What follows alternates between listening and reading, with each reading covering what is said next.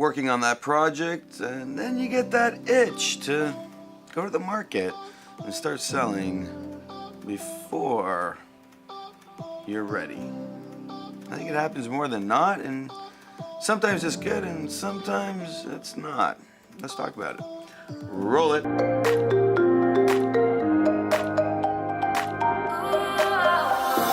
Welcome back to another video. My name is Nikos Rentas. This is mentorsapproach.com. If this is your first time here, hit that like button at the end of the video if you like what you see. Of course, hit the subscribe button to get your daily motivational idea to get you moving in the right direction. I had this great email come in from somebody who is in that in-between stage. Do I go forward and launch before I am ready, before my product's ready? It's a nerve-wracking decision to make, and a lot of the times, unless you plan it 100% and you have all your T's crossed and all your I's dotted, well, you're gonna be on that. But what happens? If questions. What if it doesn't work? And what if I don't make money? What if it flops? You know, what if people try it and then they don't like it? What if?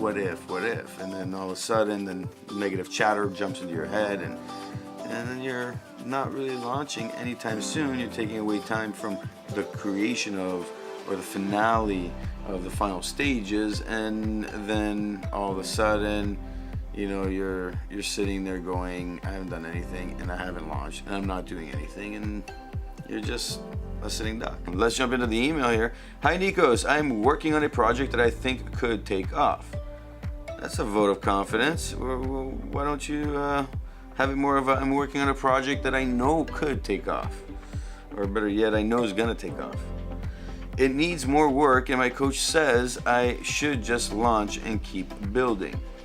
However, I am not confident it will sell without all the features. My coach is certain it will work. In one of your videos, you mentioned working on one niche. Should I take that approach? It's subjective on what you're working on. Let's put this into perspective, and the idea behind launching in advance before you're actually at that stage where you're ready to go. So if you go ahead and you have not planned everything properly, you have not moved forward to create some kind of an environment, like a community, to bring in people so you can make everybody in that niche aware of what you're going to be doing. And if you don't actually plan out the finances in this and the support you're going to have to be providing, well, now you're stuck in a situation where there's a lot of negative issues popping up nonstop, because all of a sudden you're going to have a whole bunch of headaches should negativity start coming into play. If it's not planned out, you have a big problem. And this is where, when you're sitting down with your coach, you need to address the details. And these details need to be, you need to go through them with a fine-tooth comb, as they say. That being said, launching early, and you know, when you just have that initial product offering, then you know you're going to be adding on all these other features. Well, this is where you take it to the market in that niche. So what you're going to do is start advertising for that specifically, and then you're going to have the releases, and you have to have those planned out. So if you had 10 features on this thing and you're at feature 5, you wouldn't like release all 5. What you would do is release the 3 critical ones, and those 3 critical ones would be offered to some kind of community that you've promoted, that you've built, so that they can try it. You'd have it in a form where you offer it at a cheaper price, and you also make them aware of what you will be doing in order to make sure they stay happy. And you're also going to have them inclusive in the building process.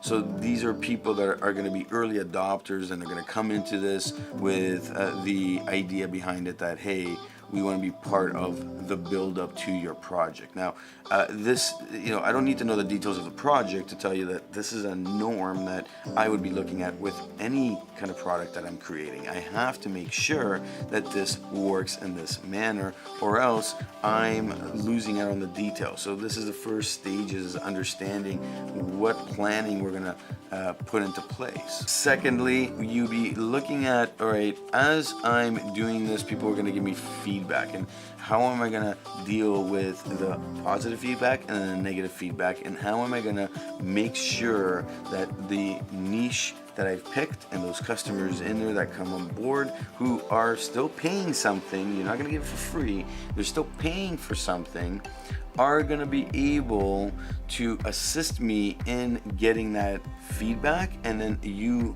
responding to the feedback in a way where they stay happy through the process. So this is the support side of things.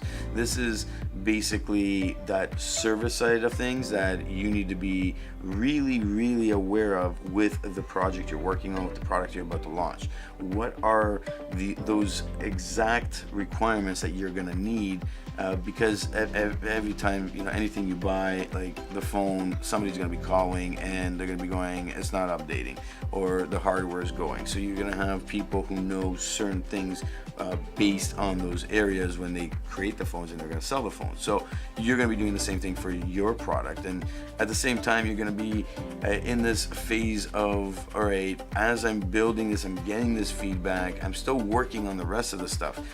You need to look at the idea of time when all these new tasks jump on board with the planning you've already created to finish the last 5 tasks on the example of the 10 tasks we looked at. So when you're looking at these last 5 tasks and you're looking at how long they're going to take, well, now you're going to have to look at how much time am I spending on the people that have come on board.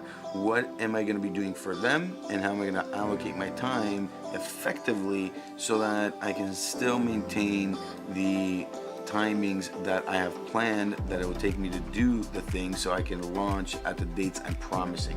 Because you're not going to be able to just, like, after you do the first 3 and then you launch another one and then you launch another one, you have 5 because you already built 5, you need to make and announce the launches. You can't let them sit around and wait, and whenever you feel like finishing it, it finishes. Okay, and you can't let them think that you're gonna have 10 and then all of a sudden you never get to 10, kind of thing. There's nothing worse, like when you're working with people with plugins or WordPress and they have a theme and you're waiting for them to develop something. They're like, well, it's in the works. It is the worst thing in the world, because the person on the other side is going, are they going to build that feature or not? And then, how many times have I left, certain plugins and gone to other plugins because they don't tell you when they're going to be announcing or releasing the new version with that feature. So you go to the next plugin and you spend the money because you need it done. And when you have clients that you're building websites for and the plugin's sitting there and they want that feature and you're going, well, listen, it's going to come. They told me it's going to come, and you don't know. Well, you're misleading your clients now. And then really that plugin is worthless at the end of the day if you lose that client. So you're gonna jump out and go to the person who's offering that feature, and really you're going to plug in with the support that they're gonna help you do the things you need to do when you need them. So you gotta expand that timeline now. You gotta set up release dates, and you have to keep your word on that. And at the same time, you gotta come back and look at the final stage of this, is before you actually move forward on this, is how are you gonna advertise this thing? How are you gonna spend the money? How are you going to go through this process to make sure that you are successful in acquiring the people in that niche market? And the goal would be, say, 50 people. How long will it take for you to bring 50 people in? And how long are you going to be spending on that marketing? I can tell you right now, if you're thinking you're going to be able to keep working on your project and then keep working on all the content and then keep working on all the support and making sure everybody's happy, and you're thinking you do all this stuff, well, I got news for you. Time, our perception of time changes when more things are coming at us. and it makes everything more difficult. These are just a few of the areas you need to look at. So yes, when your coach says just launch, what have you set up? What has occurred? What is the pattern? I'm not sure what kind of coach you have. I'm not sure if he's a business guy, if he's just a motivational guy, or girl. Okay, I don't know what they're exactly doing for you. So more details are needed. So, send me an email with more details, of course, or actually I'll respond to you. And you really, put more details in what you're doing so we can actually understand what is capable. Now, all that aside, the niche market is great, and what I would do with any project is really grow that community and focus on attracting people in that one niche to come in to the environment, give an early freebie and by freebie I mean drop the price, but still make money. People still need to pay something. In general, if it's a product that you can do where you can do a subscription base, that is probably the best avenue for you to start getting income in and start raising the price slowly over time as you release more things. But it gives you that sustainability long term. If it's a product that's not that way, but you're going to be providing add-ons to it, and those features are going to be released as you go, or they're going to be add-on features after where they have to purchase separately. Again, you need that community to make that community want those extra features, and how will that all fit together? You plan those out and you put everything down in accordance to what is the cost that you're going to be incurring on this whole journey, and how are you going to be bringing in enough money, and schedule the increases in such a way where you're seeing that result you want from a financial perspective, and at the same time you're not losing that base. The base, you want to focus on increasing it, and you providing value with the feedback you're getting and the feedback people are seeing. Some people are willing to wait until certain features come out, and they don't care if they have to pay more money later on down the road. They just want to make sure they're investing in the right thing. So take some time and really ask yourself, where are you at?